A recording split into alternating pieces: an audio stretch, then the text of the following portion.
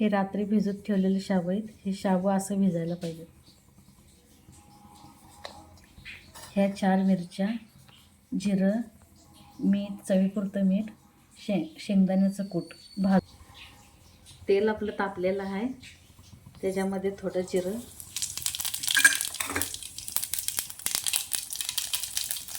मग हिरवी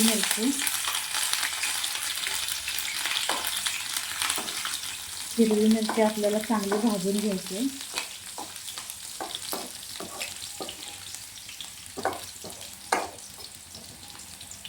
आपली मिरची अशी भाजायला पाहिजे.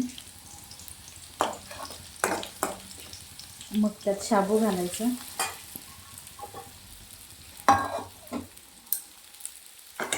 शाबू घातल्यावर थोडं हलवायचं.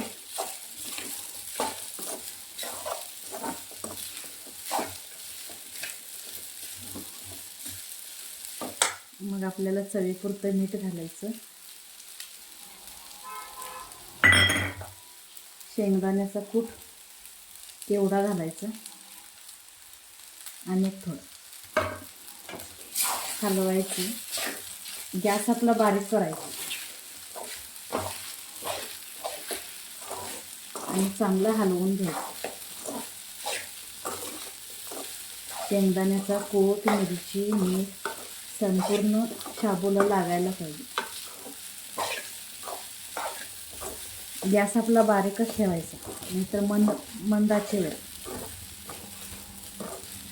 आणि एक 5 मिनिटे ह्याच्यावर झाकून ठेवू.